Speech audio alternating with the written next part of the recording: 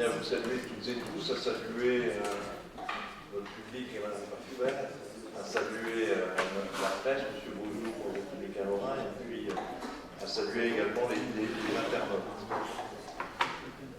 Comme il est de coutume, permettez-moi de vous présenter deux nouvelles collaboratrices de la communauté de communes.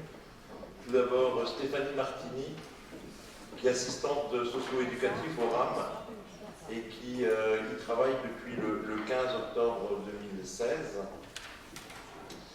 Et Marie Blanchard, qui a été recrutée comme assistante au service COM depuis le 16 novembre 2016, en lieu et place de Sandra Freck. Donc, mesdames, soyez les bienvenues les deux. Alors, comme il est de coutume, vous n'êtes pas obligés d'assister à ce conseil communautaire. Donc, si une d'entre vous, les deux, veulent rentrer, vous pouvez le faire. Et d'un autre côté, si vous souhaitez rester, ça sera avec plaisir qu'on vous gardera. En tous les cas, soyez les bienvenus au sein de la communauté de communes de Cafneck. Je vais vous demander également la possibilité d'inscrire un point supplémentaire concernant des nouveaux barèmes pour des organismes repreneurs d'acier, papier et autres. Donc, si vous êtes d'accord, on peut peut-être inscrire ce point à l'ordre du jour. Le règlement intérieur sur lequel on est en train de travailler, qui avait été évoqué à un moment donné, sera présenté au prochain conseil et notamment dans un bureau pré-conseil, discuté préalablement dans un bureau pré-conseil. Donc au mois de février, vous aurez une nouvelle proposition de règlement intérieur. Je vous rappelle également que les communes doivent délibérer avant le 31 du 12 pour la mise en conformité de nos statuts. À la date d'aujourd'hui, nous avons reçu, alors peut-être que les communes l'ont fait, nous avons reçu que 8 retours.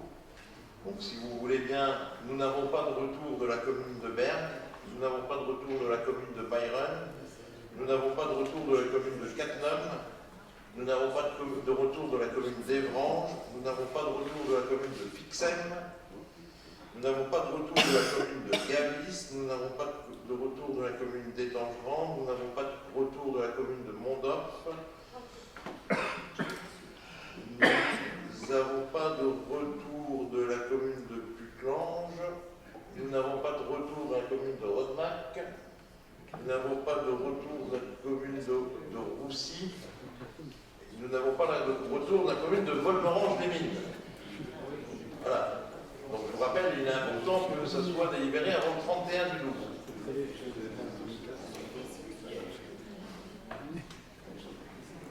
De la même manière, les communes ont été sollicitées dans le cadre de la mise en place du comité de pilotage sur ce projet de territoire.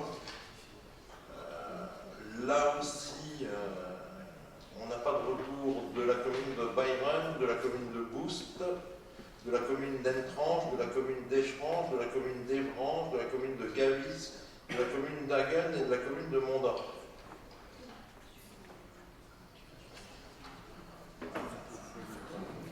Et je vous rappelle, et j'en terminerai au niveau des rappels,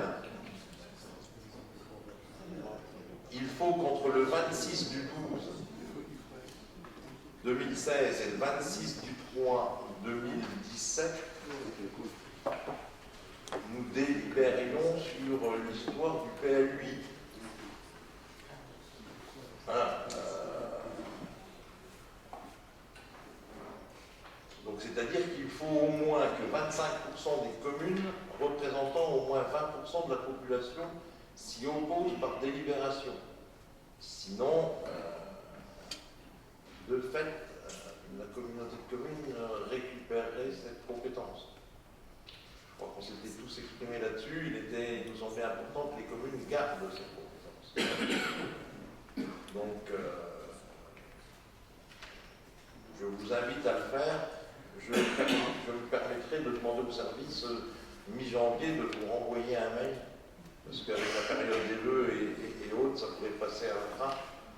Donc voilà. Par contre, dès que nous aurons comme retour les 25% des communes et 20% de la population, on ne relancera plus, étant donné que légalement, on sera en conformité. Je pense que vous avez toutes et tous signé la feuille de margement. Donc encore en préambule de ce conseil communautaire, si vous voulez bien, nous allons procéder au tirage au sort du jeu concours qui avait été organisé dans le cadre des 30 ans.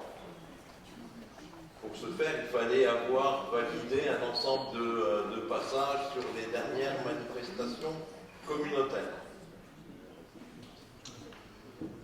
Donc, nous allons tirer les 5 gros prix et ensuite du 6e au 25e, si vous en êtes d'accord, les services ou la communication pourra les tirer.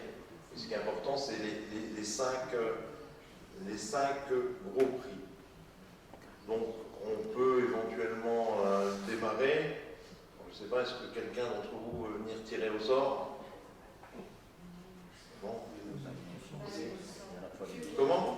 Tu veux venir, Rachel? Allez, Mathieu aussi. Il en faut 5. Hein. Allez. Il y a les deux jeunes qui viennent d'être embauchés.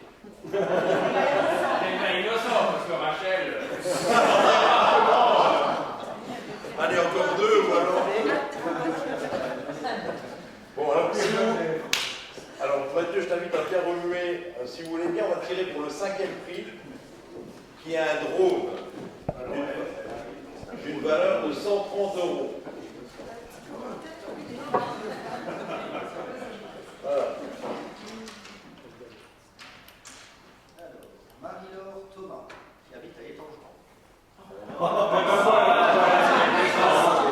Ok, donc ça c'est le Daniel, c'est le drone, le 5e prix. Mais non, Mondo.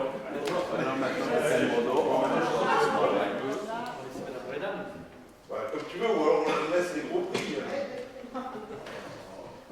Allez, remue bien. Hein. Essaye de ne pas tirer quelqu'un de plus plan. Moi, c'est des touches.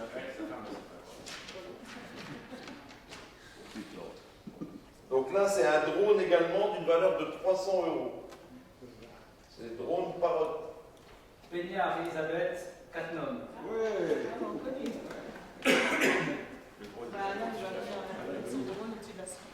Alors, maintenant, on arrive dans les 3. Le 3e prix, c'est un gyropode d'une valeur de 800 €. Alors, le gyropode, si je ne me trompe pas, voilà, c'est celui-là qui est poussé sur la table.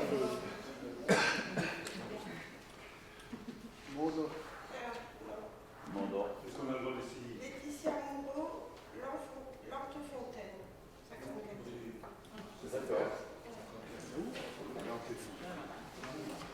Alors Isabelle, tu vas tirer le 2e prix, qui est d'une valeur de 1000 €. C'est un autre gyropode. Alors c'est Hubert Laure qui est de Rurange. D'accord. Voilà. Et le premier prix, qui est un vélo électrique d'une valeur de 2500 € qui n'est pas là parce que la personne pourra choisir forcément un vélo homme ou un vélo femme. Voilà.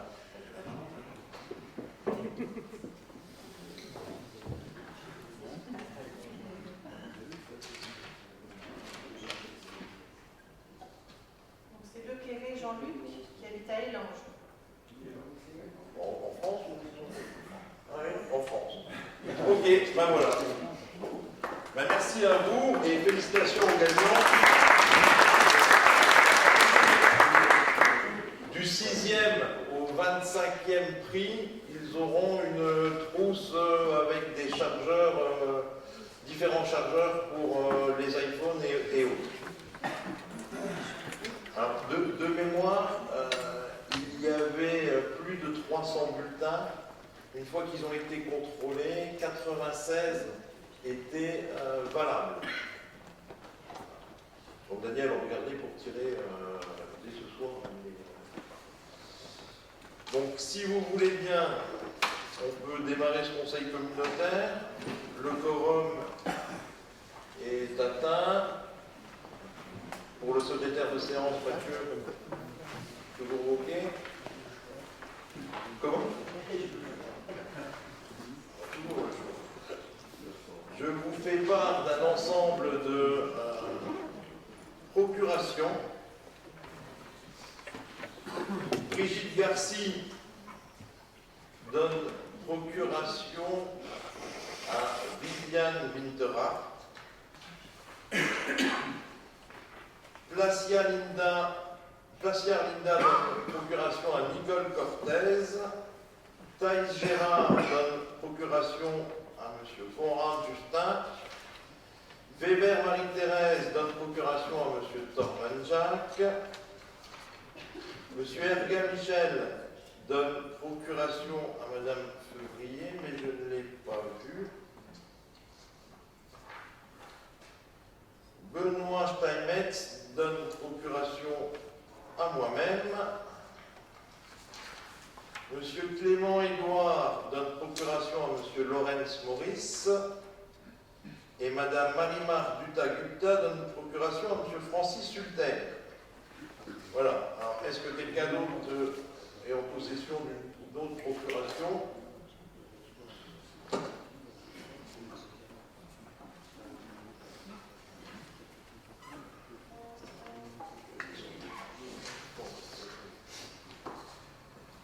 Voilà, maintenant que ce conseil communautaire est officiellement ouvert, permettez-moi de revenir vers vous sur différentes choses. Je vous rappelle que nous devons voter, que vous devrez voter le contrat de ruralité que nous allons nous entériner ce soir. Vous devez le voter également avant le 31 du 12. Donc vous pouvez prendre bien entendu la délibération de ce soir et l'adapter au niveau communal. Si vous avez une question, je vous autorise à contacter Fanny ou Olivier.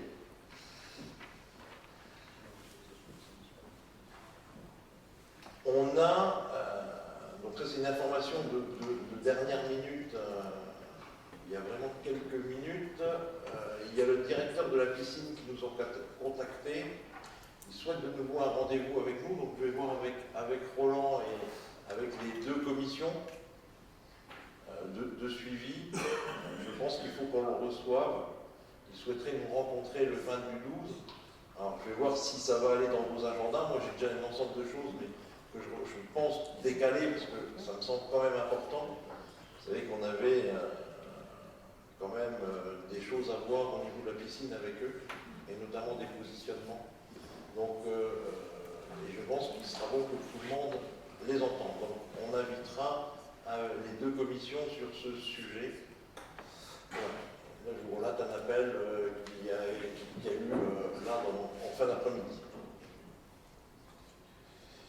Et j'ai également une bonne nouvelle qui va se décomposer en deux temps. C'est, vous savez, dans le cadre de l'histoire de la piscine, ça y est, l'affaire est définitivement jugée avec la Sagena. Donc nous avons gagné nous avons gagné ce procès et nous sera remis un premier chèque là en décembre de 800 000 € et un deuxième chèque en janvier de 400 000 € qui termine l'ensemble des préjudices subis dans le cadre de cette affaire de la piscine. Vous vous souvenez des problèmes de toiture qui pendant longtemps ont défiguré même le site et autres. Voilà. Donc maintenant, c'est définitivement terminé. La Sagena a souhaité ne plus faire appel. Il n'a pas fait appel et voilà. Donc nous encaisserons ces deux chèques qui clôtureront cette affaire.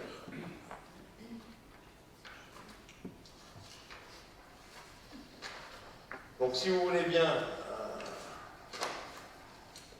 nous allons démarrer par le point numéro 1 qui concerne l'approbation du compte-rendu de la séance du 11 octobre. Est-ce que sur ce point, vous aviez des remarques? Pas de remarques. Je vous remercie. Le point numéro 2 concerne les décisions qui ont été prises par moi-même sur la période du 19 septembre au 10 novembre. Avez-vous des questions sur ces décisions?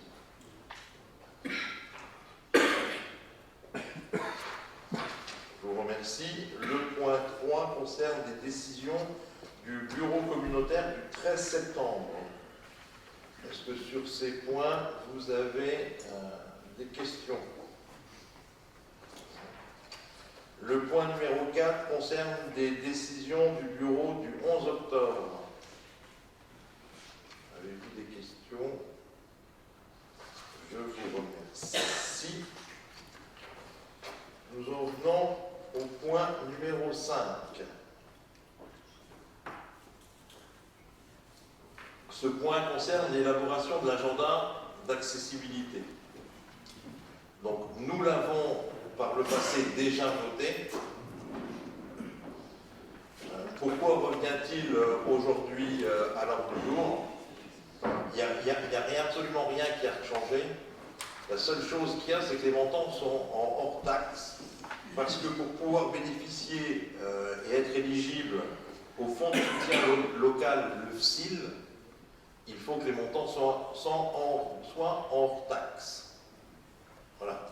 Donc c'est exactement le même schéma que la dernière fois, avec les mêmes sommes, simplement le montant est en hors taxe. La programmation, vous l'avez dans le cadre de la délibération, et donc nous nous engageons à faire sur 3 années l'ensemble des travaux de mise en conformité. Est-ce que sur ce point que nous avions déjà vu par le passé, y a-t-il des questions? On va passer au vote. Est-ce que quelqu'un est contre? Est-ce que quelqu'un s'abstient? Je vous remercie. Le point numéro 6 concerne le contrat de ruralité. Nous en avons déjà parlé. Vous vous souvenez que dans le cadre de ce contrat de ruralité, il y avait 6 axes qui étaient définis: l'accès aux services publics et marchands et aux soins, la revitalisation des bourgs-centres, notamment à travers la rénovation de l'habitat et le soutien au commerce de proximité dans les centres-villes-bourgs, l'attractivité du territoire, les mobilités locales et l'accessibilité au territoire, la transition écologique et énergétique et la cohésion sociale. Alors, avant de soumettre au vote, moi je voulais le faire d'une manière officielle, pour remercier les services et particulièrement Fanny, parce que entre le moment où les choses ont été précisées par l'État et où il a fallu rédiger ce document, ce laps de temps était très court. D'autant plus que on a pu joindre et permettre aussi aux communes de pouvoir en bénéficier. Pour cela, il fallait nous faire remonter vos fiches d'action. Et pour vous donner juste un ordre d'idée, la dernière fiche action est arrivée hier. Voilà. Donc vous pouvez imaginer que ce contrat n'était pas facile à établir. Et donc je pense que vous l'avez lu. Alors si vous avez des questions quant à sa rédaction ou à son contenu, je vous encourage à les poser ou à les faire remonter. Alors, il y en a-t-il? Et s'il n'y en a pas, moi je vous remercie. Je conclurai juste ce point en disant que encore jeudi, la communauté de communes de Cattenom était la seule collectivité de Moselle à pouvoir établir un tel contrat avec l'État. 3 millions vont être dégagés rien que sur l'année 2017. Pour les autres années, les sommes seront encore à déterminer. Moi, je souhaite juste que l'État pourra tenir ses engagements, parce qu'effectivement, ce contrat de ruralité, et notamment pour nous, c'est quand même un accompagnement fort de certains de nos projets, de nos projets. Aussi, et après en avoir discuté avec monsieur le sous-préfet, il y aura 2 temps liés à ce contrat.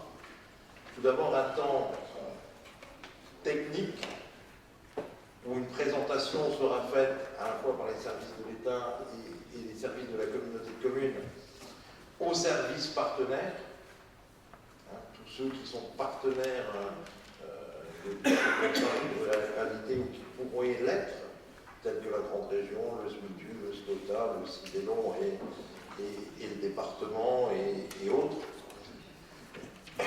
Donc cette réunion qui sera plutôt une réunion technique. Par contre, j'ai souhaité que sur le moment fort de la signature, les 20 maires soient associés à la communauté de communes et qu'avec et en présence du sous-préfet, au courant janvier, nous profitons d'un temps pour signer tous ensemble ce document qui est quand même un acte assez fort et fort surtout pour nos communes et l'investissement dans nos communes. Voilà. Donc comme il n'y a pas eu de questions, on peut passer au vote. Est-ce que quelqu'un est contre? Est-ce que quelqu'un s'abstient? Je vous remercie.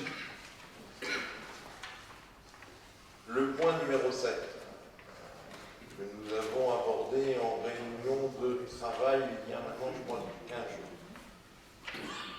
C'est une adhésion de principe à Moselle Attractivité. En sachant que la participation financière est de l'ordre de 1,50 € par habitant. Et vu les débats que nous avons eus lors de notre réunion et où un certain nombre de questions ont été posées, à moins que quelqu'un veuille encore réagir sur ce sujet, que quelqu'un veut prendre la parole sur ce point. Sinon, si vous en êtes d'accord, on peut le passer directement au vote. Est-ce que quelqu'un est contre? Est-ce que quelqu'un s'abstient? Je vous remercie. J'espère sincèrement que Moselle l'attractivité pourra nous épauler dans le cadre de nos politiques touristiques, économiques. Et puis, nous en tirerons et nous en ferons le bilan après une année de fonctionnement. Et pour le point numéro 8, si vous voulez bien, je vais passer la parole à Michel Chili. Bonsoir à toutes et à tous. Je voulais saluer individuellement parce que je prie d'excuser de mon retard. Ma femme a pété une murite sur la voiture. Donc il y a de la nuit dans le garage. Et sort du garage il y a 2 jours. Bon. Voilà. Donc le budget général décision modificative numéro 3. Cette décision modificative numéro 3 du budget général s'équipe pour dépenses et recettes à hauteur de 0 € pour la section de fonctionnement et d'investissement. Section de fonctionnement sont inscrits des ajustements de crédit pour la régularisation de la contribution au CIDELON, la redevance archéologique préventive au niveau de la ZAC de Falcon, ajustement de crédit également pour les transports, multimédia et piscine, et la contribution d'eau pluviale, CE. Cet ajustement se fait par le retour aux dépenses imprévues, donc qui ont été diminuées, et par la diminution de crédit, notamment pour le dommage ouvrage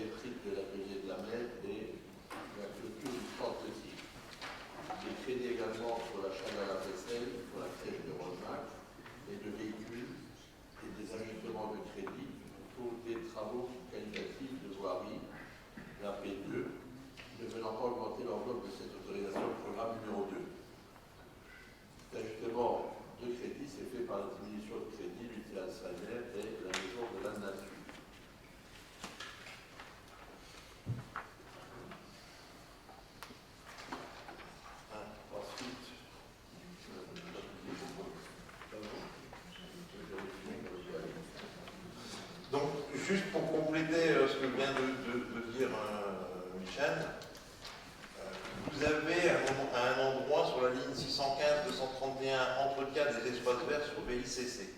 Nous sommes de 150 000 euros. Alors, je vais vous expliquer ce qu'il en est. C'est les communes qui ont décidé de faire elles-mêmes et d'entretenir les VICC.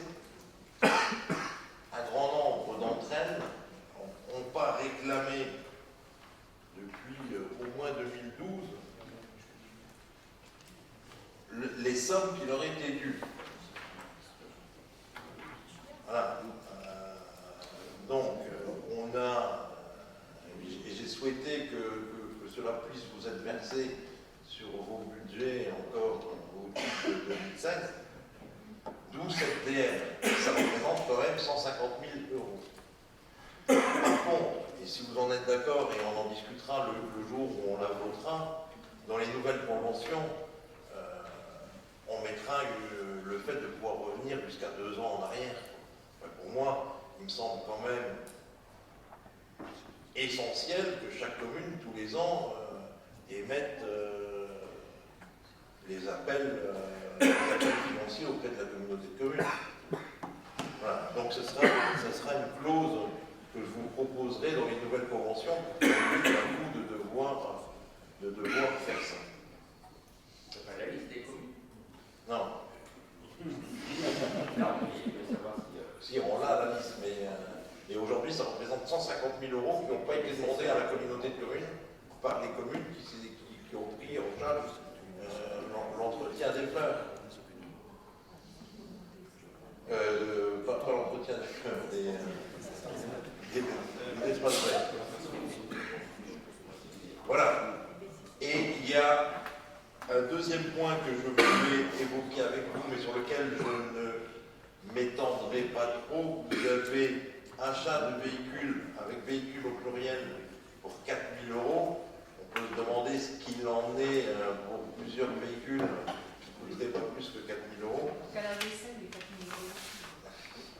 Donc 2 véhicules qui seraient aussi chers qu'à la vaisselle. Donc aujourd'hui, il y a 2 commissions, la commission environnement et la commission sociale, qui travaillent sur un projet. C'est pour ça que je ne m'étalerai pas plus dessus, parce que ce projet, aujourd'hui, a recueilli des avis favorables de ces 2 commissions, mais ce projet doit être encore validé au moins par le bureau. Donc comme si jamais il doit être mis en place rapidement derrière, il fallait pouvoir avoir les crédits dessus. D'où le fait que ces 2 véhicules apparaissent. Voilà. Ce n'est pas des véhicules pour le personnel de la communauté de communes et autres. C'est vraiment 2 commissions, environnement et social, qui travaillent sur un projet. Je vous en dirai plus dès que la réflexion de ces commissions aura été plus ou moins entérinée. Voilà. Est-ce que vous avez des questions par rapport à cette délibération modificative au niveau des finances? Je dois y appuyer sur un. J'aurais juste une question sur la ligne redevance archéologique préventive de la ZAC de Canfen.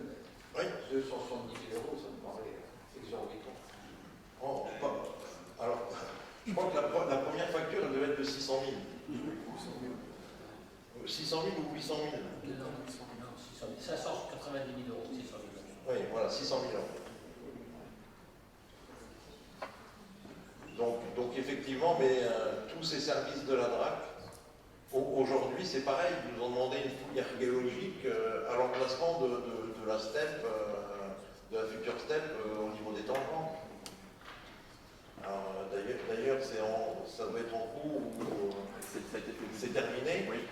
Et pour l'instant, on n'a pas le retour, hein, c'est ça. Normalement, il y a rien. Voilà, a priori, il n'y avait rien, mais c'est une bonne nouvelle. Parce que non seulement vous pouvez avoir la double peine, c'est que ça, vous payez, voire même payer cher, et que d'un côté, ils trouvent encore quelque chose, et dans ce cas-là, ils bloquent tout. Donc, au moins, ça, c'est une bonne nouvelle. On va pouvoir continuer d'avancer sur l'histoire de la station. Mais c'est vrai, en plus, même quand on fait appel à la concurrence, il n'y a personne qui y répond. Donc, à la fois, il y a le prix, je ne veux pas dire qu'ils veulent, mais certes s'il n'y a pas de concurrence, et ensuite ils vous imposent leur calendrier.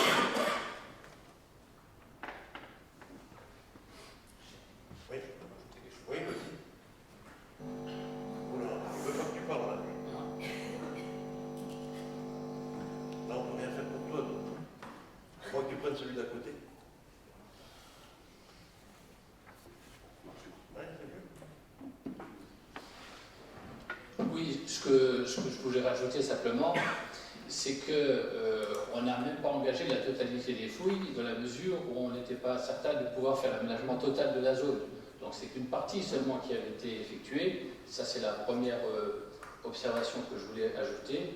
La deuxième, en matière de concurrence, on avait effectivement lancé un appel à la concurrence puisqu'il y avait d'autres organismes, notamment la MES Métropole, qui a un service qui peut faire des fouilles préventives. Sauf qu'il faut que la personne qui postule ait les compétences dans tous les domaines des fouilles. Et ce qui n'a pas été le cas de MES Métropole, c'est pour ça qu'on n'a pas retenu, on a dû faire appel, donc effectivement, pour le faire. Il n'y a pas d'autre choix que de faire appel à eux. Et je reconnais, je partage l'avis que, effectivement, c'est extrêmement cher. C'est plus que cher. C'est abusé par moment. Ou alors il faudrait embaucher du personnel qualifié, et dans ce cas-là, on ferait de même. On ne fait pas non plus tous les 5 minutes. Est-ce qu'il y a d'autres questions sur cette décision modificative? Si on n'a pas, on peut passer au vote. Est-ce que quelqu'un est contre? Est-ce que quelqu'un s'abstient? Je vous remercie. Bien, le point numéro 9, c'est une petite décision modificative du budget d'assainissement collectif de 2016. Il n'y a pas de crédit supplémentaire en section de fonctionnement. Il s'agit d'un réajustement entre le chapitre 011 des charges à caractère général et le chapitre 42 opérations d'ordre de transfert entre sections. Ça concerne l'achat de pneus d'hiver. Dans la section d'investissement, là non plus, il n'y a pas de crédit supplémentaire. Un ajustement entre le chapitre 20 pour les travaux de l'autosurveillance des bassins d'orage. Voilà, est-ce que vous avez des questions par rapport à cette décision modificative? Si vous n'en avez pas, on peut passer au vote. Est-ce que quelqu'un est contre? Est-ce que quelqu'un s'abstient? Je vous remercie. Le point numéro 10 concerne l'approbation des attributions de compensation pour 2017. Donc la FET, la Commission locale d'évaluation des charges transférées, s'est réunie le 15 novembre 2016. Elle a dû procéder à la réévaluation des charges transférées pour les subventions versées dans le cadre de la politique culturelle et touristique, notamment suite à la dissolution de l'association Culture L, qui concerne la commune de Étangerande pour un montant constaté de 1 950 €. Des transferts de charges en lien avec la nouvelle compétence exercée, la gestion des aires d'accueil des gens du voyage. Cela concerne aussi la commune de Étangerande pour un montant constaté de 60 006 €. Donc un procès verbal a été établi par l'unanimité par la CLEC. Il est annexé donc à la présente délibération. Donc on vous propose de procéder à la revision des attributions de compensation pour l'année 2017. Attribution de compensation négative pour les communes qui suivent et attribution de compensation positive pour Capdom de Basse-Saint-Michel, donc négative pour un montant de 689 829 € et positive pour 255 767 €. Y a-t-il des questions sur ce point? Oui, Roland.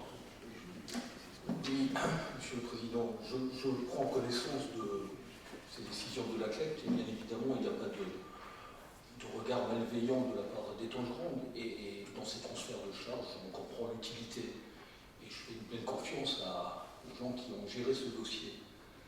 Simplement, j'appuie quand même sur la situation d'une commune comme Étanges, parce que là on parle de transfert, d'aspect de logistique, de matériaux, d'association. Une commune comme Étangerande, aujourd'hui, par rapport à l'an dernier, c'est 200 023,50 €. L'an dernier, c'était 135 000. Étangerand, c'est aujourd'hui 56 associations. Des associations avec des gens qui viennent, des jeunes, des plus âgés, qui viennent de tout le territoire de la communauté de communes, ce qui entraîne inévitablement des dépenses à la charge de la collectivité. Je vois encore dimanche dernier, lors du match de U19 en Gambardella, l'équipe est composée à 75% de gens venant du territoire et il n'y a que 3 ou 4 étangeois. Alors, ce qui est très bien, et je ne cherche absolument pas à en débattre plus loin ce soir. Moi, j'attire simplement l'attention sur les dépenses que ça occasionne à une commune comme Étanges. En termes de subventions, aujourd'hui, le nombre d'associations, c'est une gestion financière de 300 000 € qui sont à débloquer. 300 000 € quand on débute une année, je peux vous dire, et vous le savez aussi bien que moi, l'ensemble des élus ici le savent quand il s'agit de composer un budget, c'est quelque chose d'assez important. Et c'est quelque chose surtout de récurrent. J'aimerais quand même qu'à un moment ou à un autre, on réfléchisse. On puisse avoir une réflexion sur ces sujets. Je prends les sujets de l'école de musique, de l'école de danse, du football, 300 licenciés.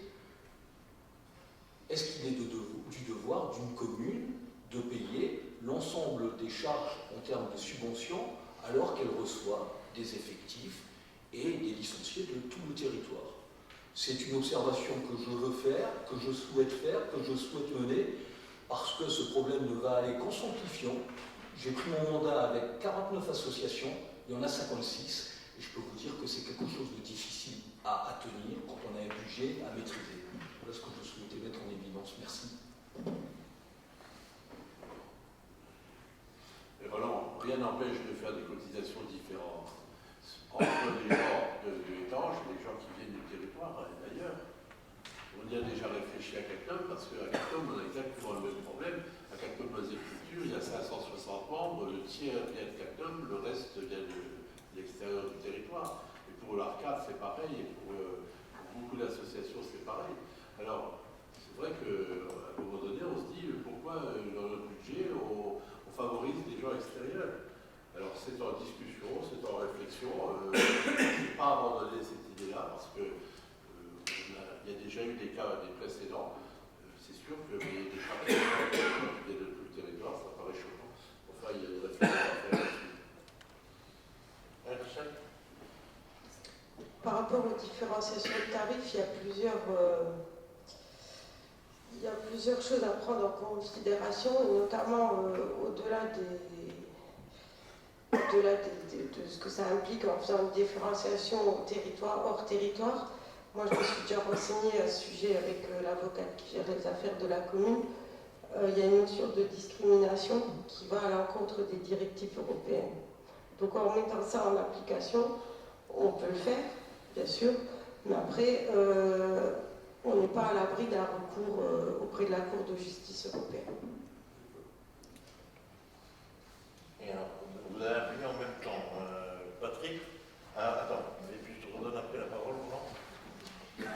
Patrick. Donc, moi, je comprends bien l'observation de Roland, mais je partage l'avis de Michel, et je pense que si un jour étaient mis en place des prix différents, la mairie interviendrait directement pour compenser cette différence de prix. Ça ne me choque pas du tout pour avoir une égalité par rapport aux enfants, mais si la commune devait réfléchir et intervenir, je pense que c'est un sujet que je proposerai au sein de mon conseil. Oui, j'entends les observations, mais c'est des pistes. Je rejoins quand même Rachel, parce que je pense qu'au niveau juridique, ça me semble difficilement tenable. Ça me semble difficile à tenir dans les établissements scolaires, par exemple, puisque derrière, il y a des activités qui sont tributaires de la vie scolaire. Une commune comme Étanges, c'est 3 écoles élémentaires, 3 écoles maternelles, c'est 750 élèves dans ce cycle-là de la scolarité, et c'est plus de 500 élèves au collège, qui derrière, par ricochet, automatiquement, ont une vie quelquefois active dans la vie culturelle ou sportive étangeoise.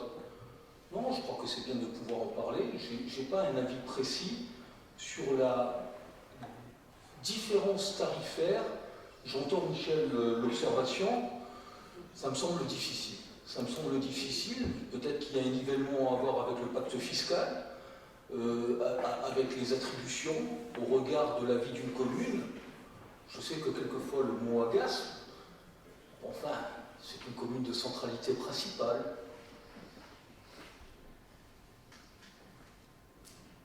Merci. M. Belli.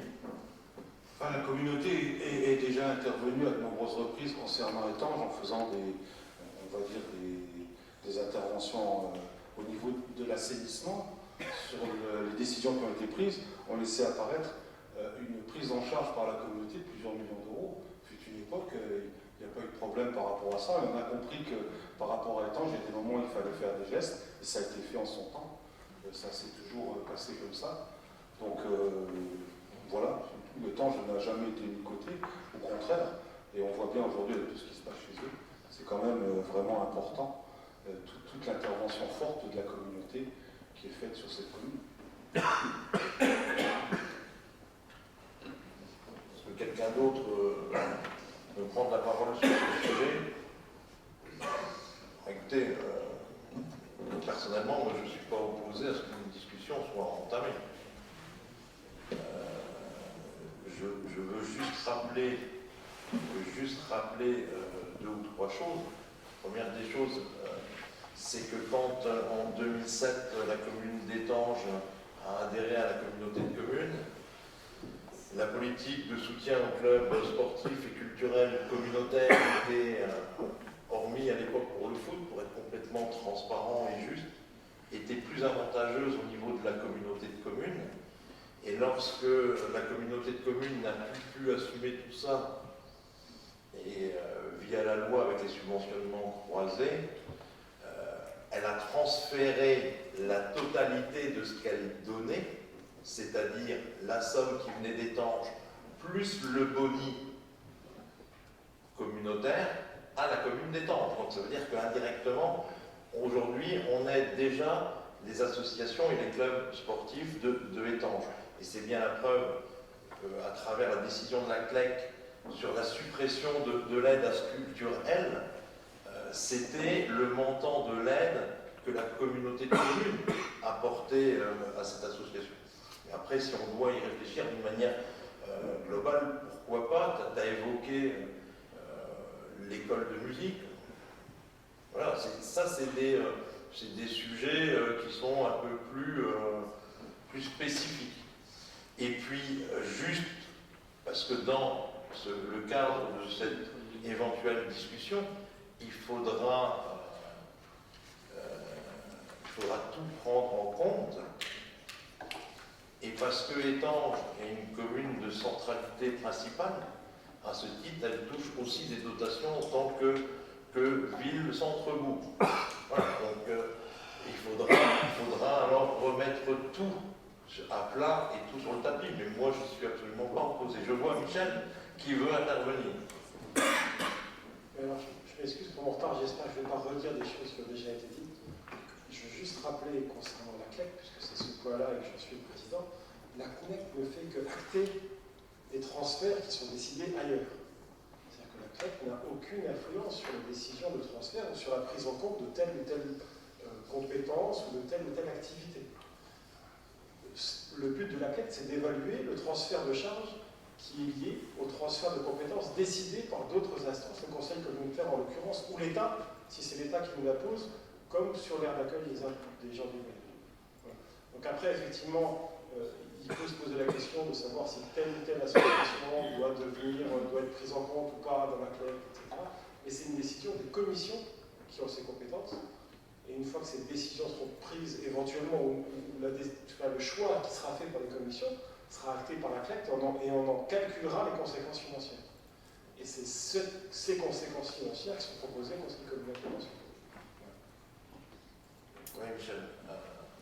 Donc moi, je remettrai juste entre les propositions de politique faites par les commissions, il y a quand même le Conseil communautaire qui les entérine et ensuite la CLEC qui fait le transfert de charges. De manière à ce que nos collègues sachent que leur rôle, c'est quand même eux qui le valident à un moment donné. Oui, mon ami Guy. Oui, Michel, moi je pense qu'il y a une remise à plat à faire avec cette histoire de subvention, de dotation de subvention. Rien que je trouve anormal qu'une équipe, par exemple, je prends l'exemple d'une équipe de foot hein, qui a géré il y a quelques années en arrière, je ne sais pas, en 40 ou 50 jeunes, qui se retrouvent comme celle de Boost, par exemple, avec une centaine de jeunes maintenant, 80, 90, 100 jeunes, ne touchent pas plus de subventions qu'il y a quelques années en arrière. Mais parce que c'est un club communal, et ça fait partie aujourd'hui par le cadre de la loi. Michel, le problème c'est que ces petits clubs-là, comme celui de Boost, ramènent quand même sur son territoire des jeunes de Russie, des jeunes de Soutienne, voilà, donc c'est là où je trouve que ce n'est pas juste au niveau de la redistribution. D'accord, moi j'entends bien ce que tu dis, mais aujourd'hui, ça, de par la loi, c'est déjà pas possible. Demain, il doit, et je pense que la communauté de communes, dans le cadre de ses compétences, et je me positionne vraiment en tant que président de la communauté de communes, sans prendre parti de quoi que ce soit, que cela dit, dans mon club de vannerie à Zourgane, un bon nombre ne sont pas des Zourganois et viennent de Boost et d'ailleurs. Donc forcément, ce qui serait valable chez les uns, c'est aussi valable pour la commune de Zouf que je représente. Mais je dis simplement que dans le cadre de la loi et de par ses compétences, la communauté de communes ne peut pas intervenir. On ne peut pas intervenir. Et c'est pour ça que, à un moment donné... C'est pour ça qu'il faut peut-être refaire une mise à plat complète. Non, mais légalement, on ne peut pas. C'est ça. Les subventionnements croisés au niveau du fonctionnement, parce que là on parlerait bien du fonctionnement des clubs de sport, ne peuvent pas avoir lieu. C'est juste ça, Michel, en tant que président de la CLEC, tu veux peut-être rajouter un truc? Oui, en fait la question que pose Guy, elle doit se poser à la commission sport. C'est est-ce que ces clubs doivent revenir d'intérêt communautaire? La commission sport peut proposer une disposition au conseil communautaire, auquel cas la CLEC réévaluerait. Mais elle réévaluerait aussi la subvention qui est versée maintenant par les communes, et cette subvention serait reversée, entre guillemets, par l'intermédiaire de la dotation d'attribution de compensation, serait reversée à la communauté de communes. Donc le principe de la CLEC, c'est au moment où le transfert de compétences se fait, le bilan doit être zéro pour la commune. C'est-à-dire que la charge que prend la communauté de communes est simplement transférée de la commune vers la communauté de communes ou de la communauté de communes vers la commune.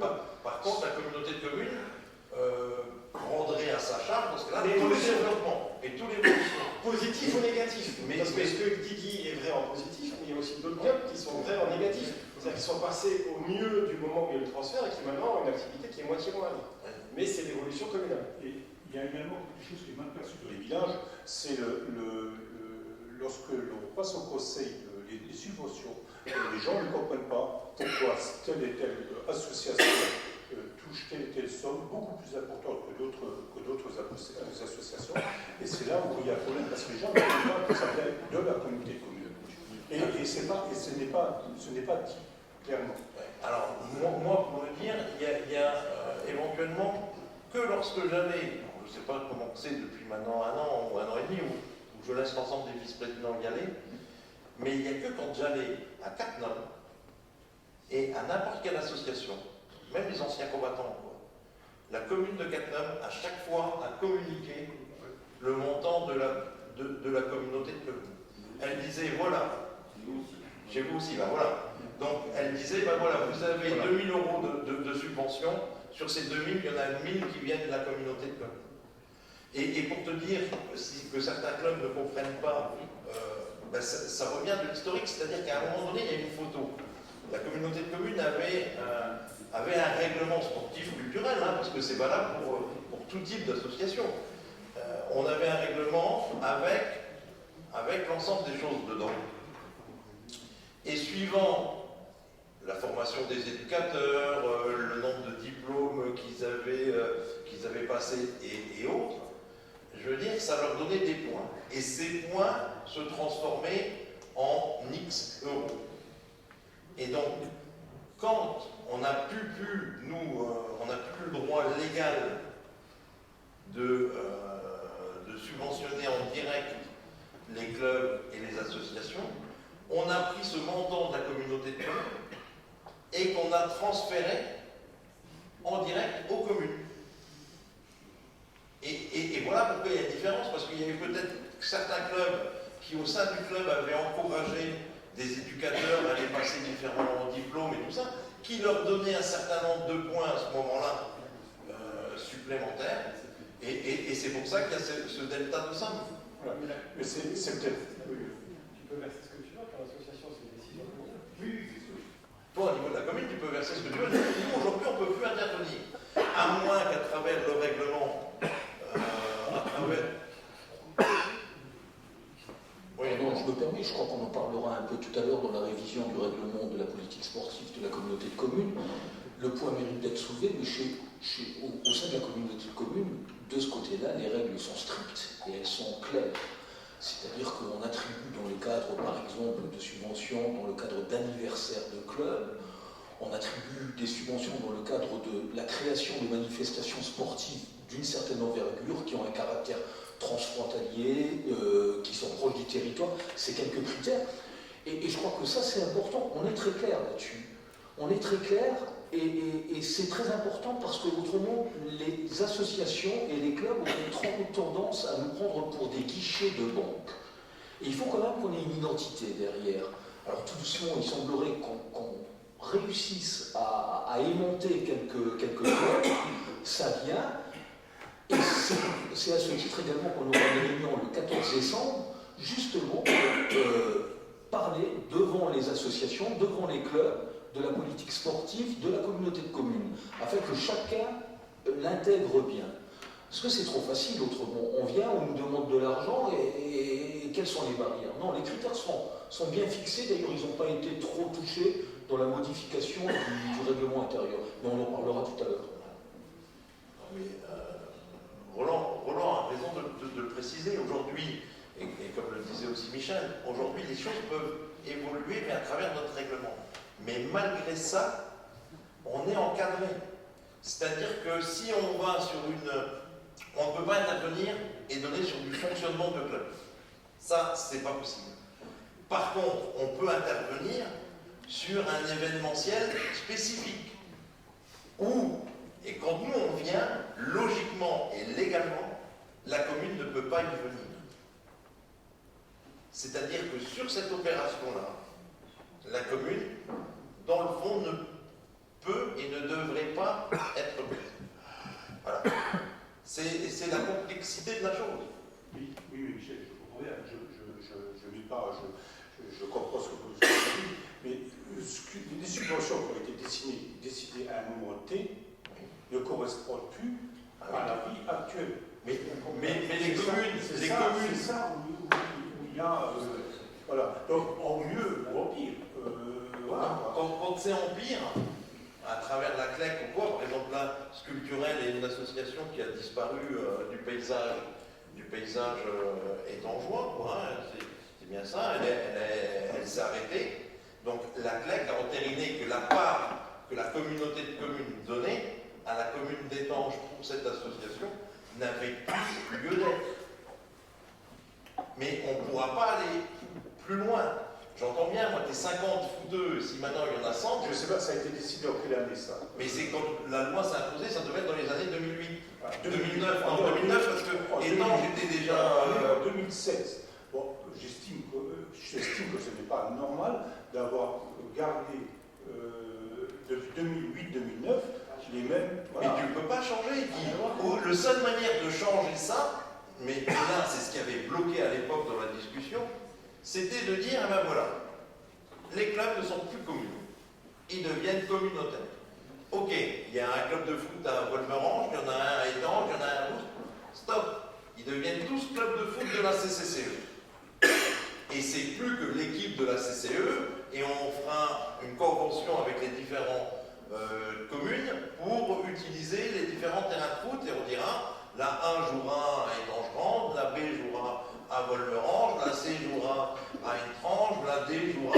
Voilà. Là, c'est le seul moyen. Et dans ce cas-là, et même si on fait ça, si aujourd'hui, toi, en tant que commune, dans ton budget, tu donnes 2000 €, tu redonneras ces 2000 € à la communauté de communes.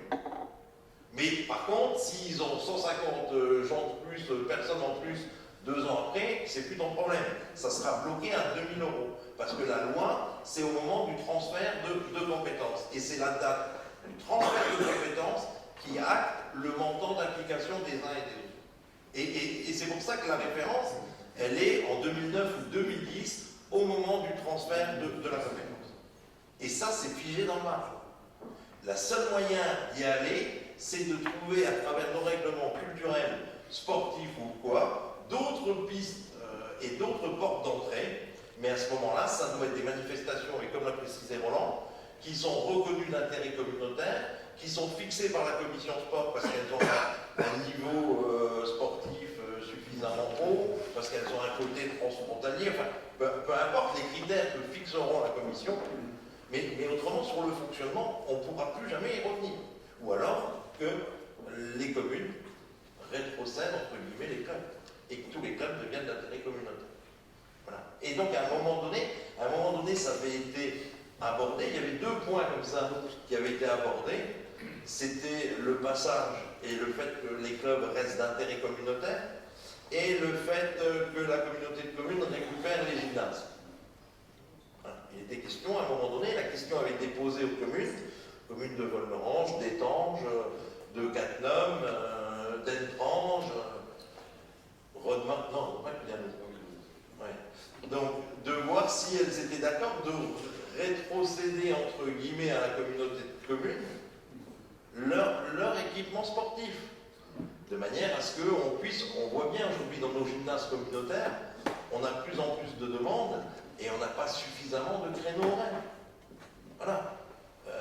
À un moment donné, lorsqu'il y avait une réflexion qui avait été portée sur la reconstruction du collège de Étangerande, on avait même acté l'idée au niveau de la communauté de communes de reconstruire un gymnase à côté de ce collège parce qu'on avait aussi des besoins. On a des clubs d'intérêt communautaire aujourd'hui, et on le voit bien avec le roller skate, qui utilisent et qui créent des frais à la commune d'Étanges alors que c'est un club d'intérêt communautaire. Et voilà, alors que dans nos gymnases communautaires, on a des clubs communaux. Il y avait un ensemble de choses et de questions qu'on s'était posées.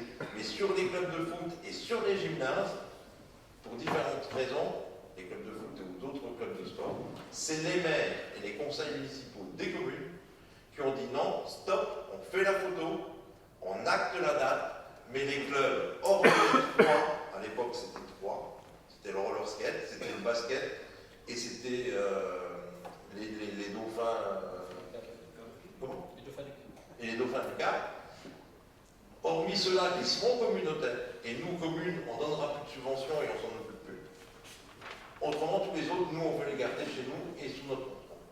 Voilà, donc à partir du moment où cette décision est prise, il faut que chaque commune suive l'évolution de leur club. Alors, il faut qu'ils leur disent, écoutez les gars, il faut que vous allez vous installer ailleurs. J'exagère et je suis un peu provocateur. Mais la difficulté qu'il y a, c'est que par exemple, on ne pourrait pas reprendre d'intérêt communautaire que le club de foot de Boust. Il faudrait qu'il y ait un accord global que le foot est un sport parce que c'est un sport de masse, parce que c'est un sport populaire, parce que et ça, à mon sens, des bonnes raisons, parce que dans les petits villages, il n'y a peut-être pas suffisamment d'éducateurs qui ont accès à des formations et autres. Et bien que l'ensemble du foot soit d'intérêt communautaire. S'il y a un accord des maires des communes possédant un club de foot, on peut en discuter, mais malgré tout, et je vais passer la parole à Roland, il ne faut pas oublier quand même que c'est une richesse pour un village d'avoir des associations, des clubs sportifs, parce que ça permet aussi d'emmener une dynamique et une synergie. Donc voilà, moi je ne me suis jamais posé la question à Zouf de savoir si on ne devait pas accueillir des clubs sportifs supplémentaires ou des associations culturelles et d'où venaient les gens. Je pense que dans nos villages, qui pourraient par moment avoir tendance à être un peu village dortoir, avoir une vraie vie associative avec l'école, c'est vraiment quelque chose d'obligé. Et moi, dans ma politique communale, tous les cas, je ne souhaiterais pas qu'on les donne à la communauté de communes. Non, au contraire. Non, simplement une petite précision sur la politique communautaire. L'exemple du skate est frappant. Si le skate n'avait pas fait le choix de devenir club communautaire, il serait incapable de suivre l'ensemble des manifestations françaises, nationales, internationales, mondiales auxquelles il participe. Et donc le choix a été judicieux à l'époque, et il n'y avait que dans l'esprit communautaire que ce club pouvait exister, ou continuer à exister. Et ça, c'est important de le dire. Bien. Ah, je voulais parler Pas du tout. Ah. Bon. Oui, Michel, vas-y. Je voudrais un complément de ce que je disais tout à l'heure sur les cotisations, qui a de réfléchir à quelque chose. Il y a un petit équilibre, certes imparfait, qui se fait entre les communes. Si Catnum accueille des gens extérieurs, des gens de la communauté de communes, il est certain que les autres communes recueillent des gens de Catnum qui payent des cotisations et qui bénéficient des bienfaits des associations et des clubs. Donc, c'est pas parfait comme équilibre, mais entre nous, bon, c'est vrai qu'on prend les gens d'ailleurs, mais on vous en donne aussi, enfin, ils vont chez vous, ils payent des cotisations, et donc, pour nous, c'est zéro, pour les verts. Je voudrais aussi dire, ce qui est très important, c'est que nous devons ce soir délibérer à la majorité des 2/3 et que chaque conseil municipal doit délibérer sur les attributions de compensation. La majorité, ça. Les conseils municipaux concernés. Les communes concernées. Les communes concernées. Oui. Voilà. Donc là, en l'occurrence, c'est la commune des Andes. Voilà, s'il n'y a plus d'autres questions, on peut peut-être passer au vote, mais bon, c'est un sujet, on qui soit peut-être rediscuté ou débattu dans différentes commissions de travaux. Pour moi, il n'y a pas de fin, mais simplement, il faudra aller au bout du raisonnement et laisser en avant l'intérêt communautaire. Donc, est-ce que quelqu'un est contre? Est-ce que quelqu'un s'abstient? Je vous remercie. Pour le point suivant, je vais passer la parole à Denis Bord. Merci, Monsieur le Président. Ce point-là concerne le reversement de la taxe foncière sur les propriétés bâties perçues par les communes sur les zones d'activité communautaire. Il faut savoir qu'aujourd'hui, la communauté a en gestion 5 zones d'activité. Ces zones d'activité ont été créées pour permettre à la communauté d'avoir des recettes fiscales qui sont liées à l'acquisition du foncier, mais aussi à la gestion de ces zones. Et sur les propriétés bâties, aujourd'hui, c'est la commune qui perçoit la recette fiscale.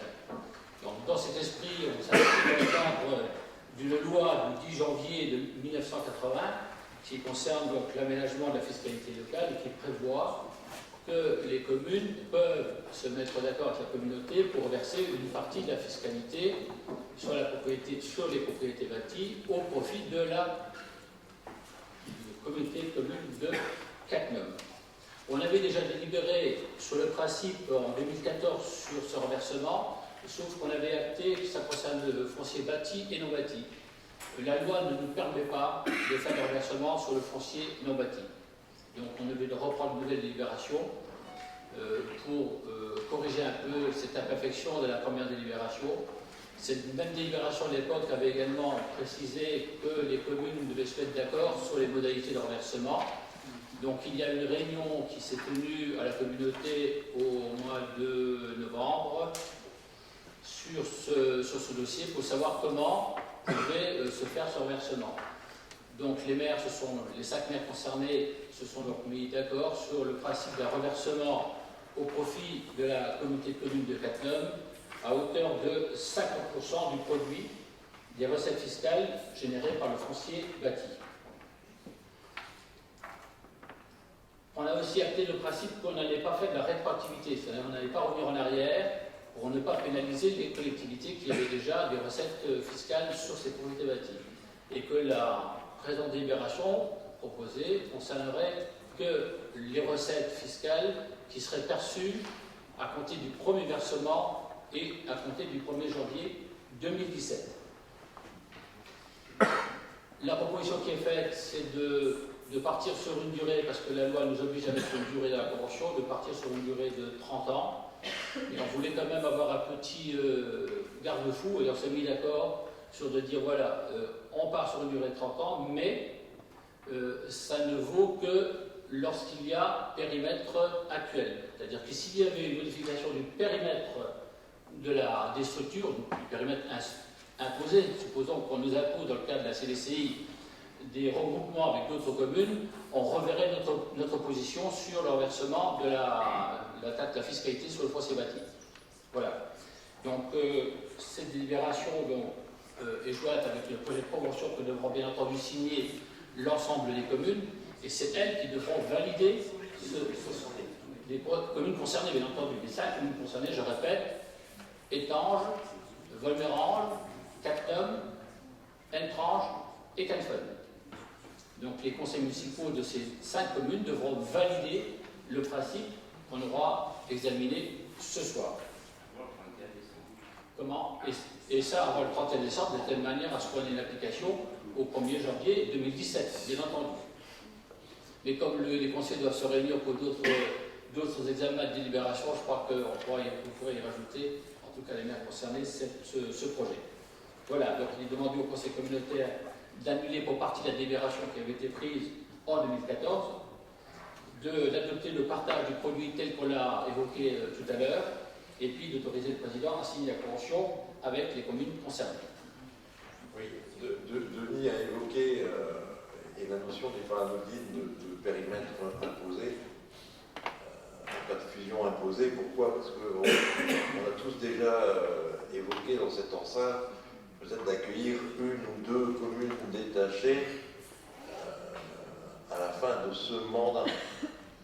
Donc là, ça ne concernerait pas et ça ne remettrait pas en cause la convention, étant donné que ça serait d'un commun accord et que ça ne serait pas forcé. Donc c'est pour ça qu'il y a la notion de modification via une fusion imposée. Oui, Roland? Oui, alors une nouvelle fois, étant été très concerné, je suis sensible à l'évolution par rapport à la première réunion que nous avions eue, où on parlait d'antériorité, et les corrections qui ont été apportées m'ont été apportées aussi par la voix du président qui soulignait que dans sa réflexion, il ne s'agissait pas de pénaliser ce qui avait été fait antérieurement. Alors c'est rudement important parce que autrement l'impact sur Étanges pesait à hauteur d'environ 28 000 euros. 28 000 euros, c'est 1,5 point d'impôt. Donc on est arrivé effectivement dans une réunion fin novembre à avoir un terrain d'entente plus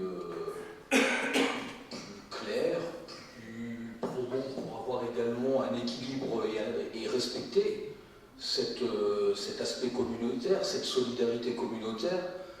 Donc, au titre de la commune d'Étanges, effectivement, je n'y suis pas opposé. Je ne suis pas opposé à hauteur de 50% dans la traduction qui nous a été présentée, au regard de l'évolution qu'il y a eu, mais Étanges Grande aura un conseil municipal demain soir. Et dans le respect de ce conseil municipal, en ce qui me concerne, en ce qui concerne la position d'Étanges Grande, je solliciterai l'abstention.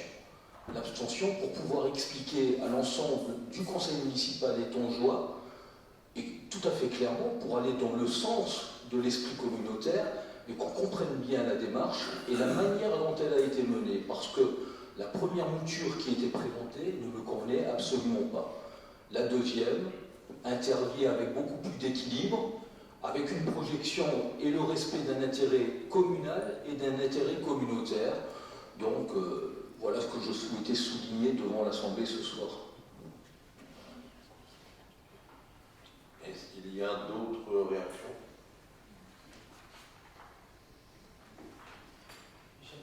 Oui, Michel.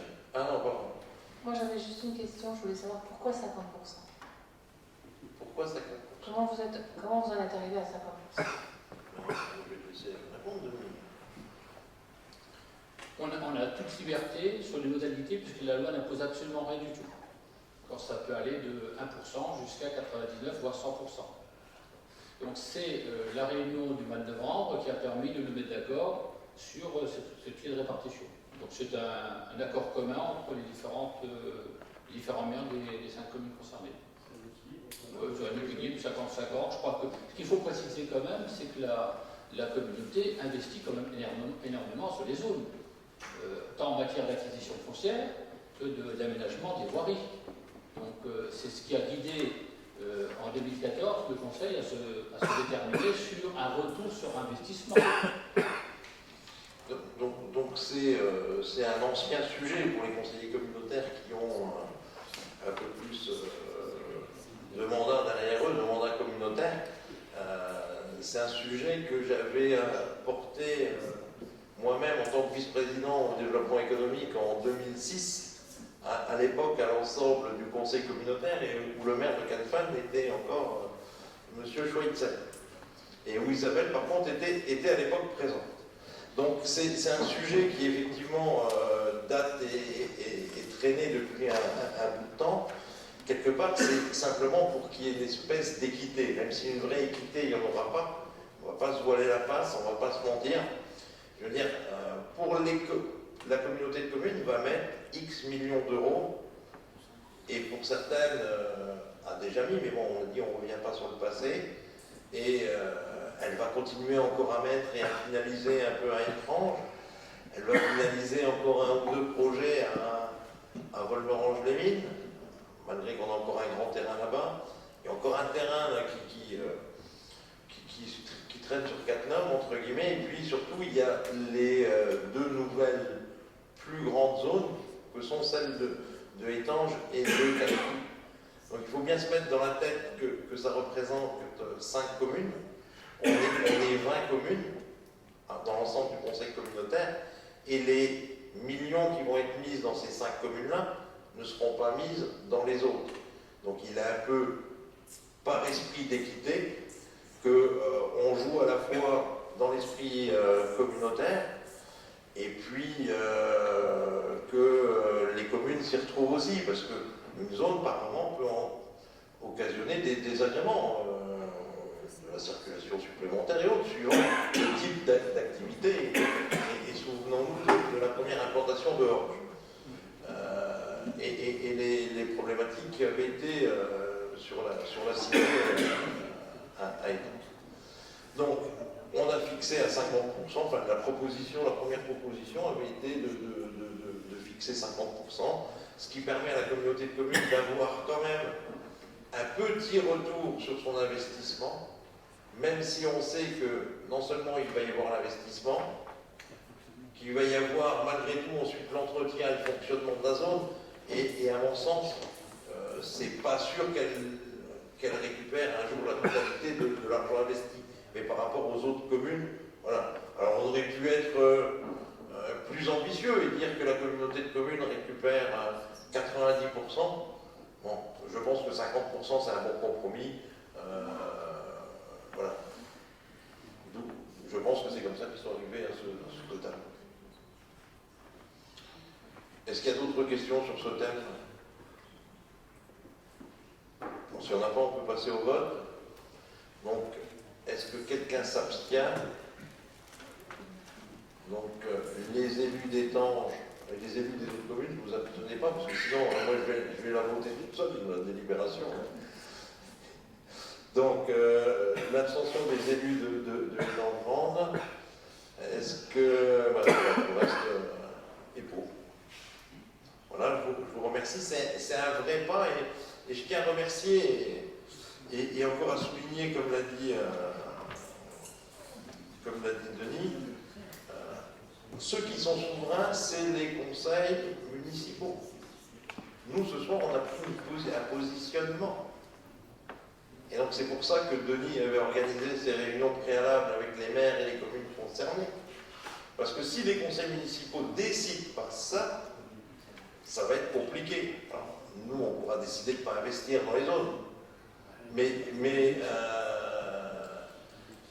voilà, donc il faut quand même aussi remercier par avance, et je le fais, je remercie par avance les 5 communes concernées, et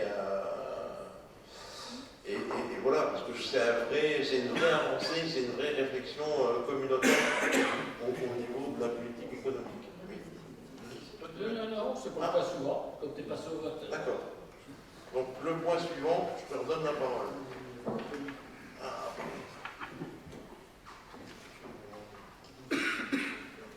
Voilà, le point suivant, c'est donc de vous présenter la proposition de verser une subvention à Moselle Nord Initiative. Donc c'est une plateforme d'initiative locale qui accompagne les porteurs de projets dans leurs investissements. Donc c'est une association qu'on aide déjà à hauteur de 1 euro par habitant. Et donc là maintenant, la proposition est, au vu des engagements de certains organismes institutionnels, de continuer à aider cette plateforme qui a déjà accompagné sur notre territoire l'année dernière 4 porteurs de projets, 2 sur Étanges, 1 sur Putelange et 1 sur Telfun, donc à hauteur du versement d'une subvention de 10 000 euros. Voilà. Cette proposition est passée en commission, d'accord, a été adoptée à l'unanimité. Est-ce que vous avez des questions sur ce point? Non. On peut passer au vote. Est-ce que quelqu'un est contre? Est-ce que quelqu'un s'abstient? Je vous remercie. Alors, les 2 points suivants, en l'absence de Gérard Taïs, je vais les présenter. Alors, tout d'abord, le point numéro 13, qui concerne la reprise d'un réseau d'assainissement dans le lotissement des Rossignols à Étanges. Moi, je vous propose d'informer ce point. Nous avons été encore ce matin vérifiés. Il y a 3 branchements inversés. Les gens n'ont pas fait les travaux nécessaires. Et certains ont répondu au service qu'ils ne les feront pas avant le mois de février, voire le mois de mars. Donc ça me semble compliqué parce que c'est une vraie problématique. Hein. C'est aussi le lotissement, Roland, tu m'arrêtes si je me trompe, où il y a des histoires de pompes et de relevage. Voilà. C'est un lotissement où les gens sont par moments en difficulté, où le lotissement n'est pas retombé dans le domaine public et qui occasionne des troubles parce que soit les factures EDF des stations de relevage et autres ne sont pas pris en compte, ce qui crée des désagréments très importants pour les résidents de ce lotissement. Donc, après en avoir discuté avec la commune d'Étanges, on a dit que nous, on ferait le maximum, et c'est pour ça que j'avais inscrit ce point à l'ordre du jour, en disant, ben voilà, on l'inscrit, si tout est dans les clous à la date, eh ben, je vous proposerai ce soir de le reprendre.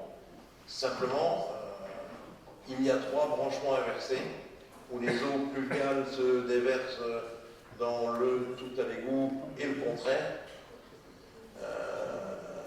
Donc aujourd'hui, ces 3 branchements bloquent pour nous le fait, et via notre règlement, bloquent le fait de pouvoir le reprendre. C'est pour ça que, en tenant compte du règlement, moi je ne peux pas vous proposer de délibérer sur ce point.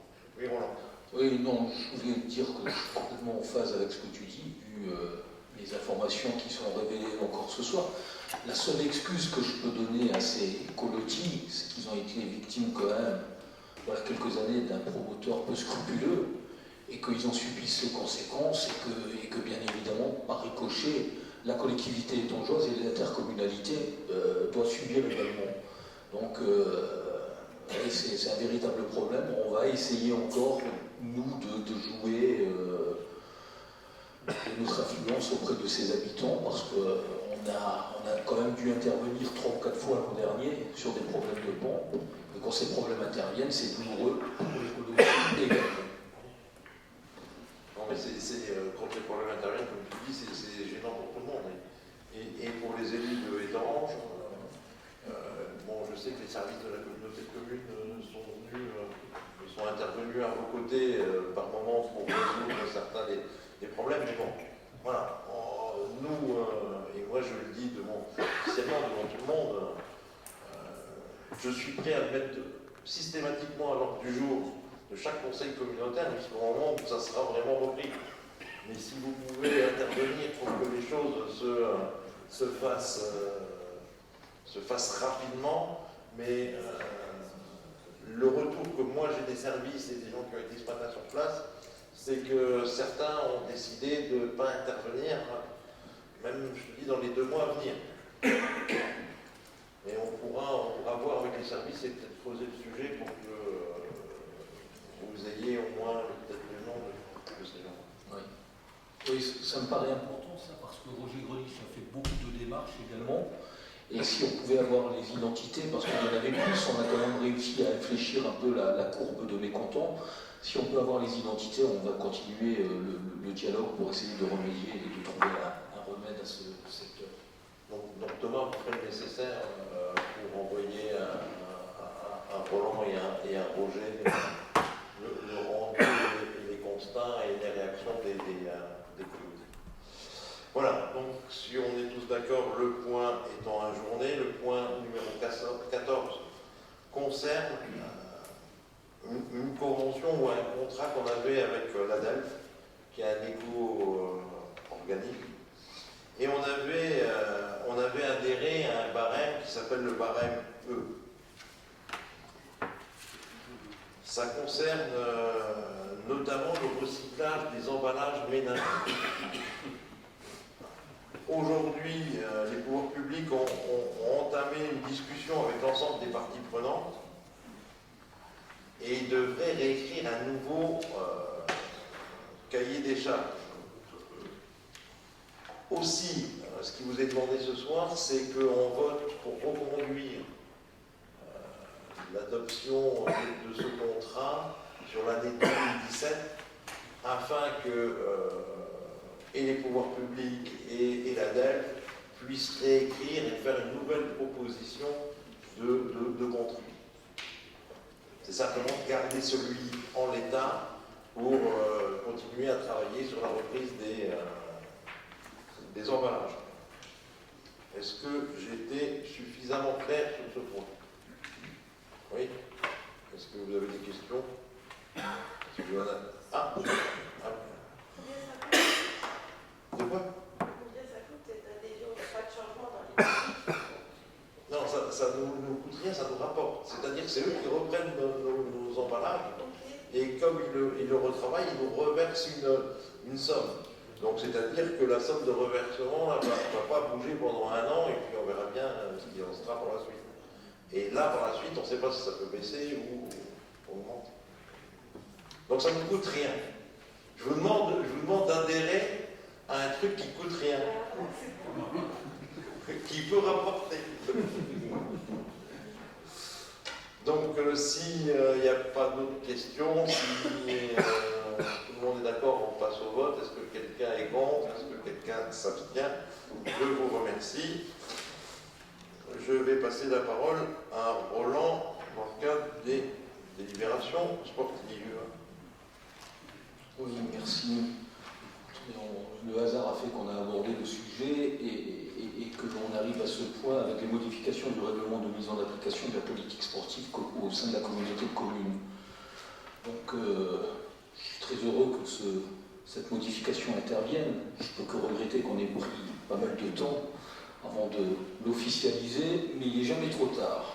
Il n'est jamais trop tard et je crois que c'est quelque chose qui permet de toiletter un peu, d'apporter des possibilités nouvelles à certaines structures, de définir peut-être sur 2 ou 3 points un peu plus précisément les possibilités d'accueil de certains clubs qui voudraient devenir communautaires, et éventuellement et également de prendre des précautions d'usage en marquant le territoire et en marquant le terrain, avec une obligation de faire la démonstration de sa bonne foi communautaire sur 2 ans avant de traduire et de confirmer l'adhésion à la vitrine communautaire.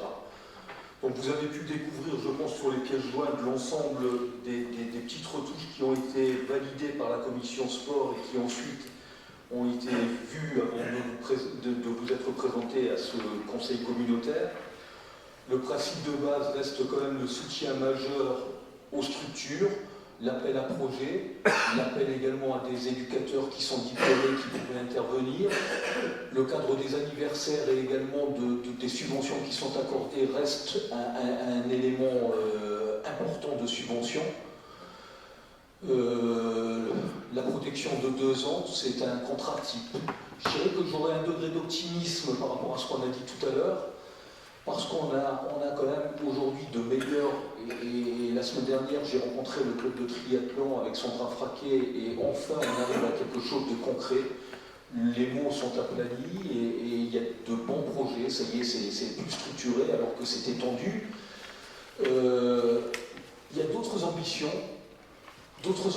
qui arrivent par le biais du judo.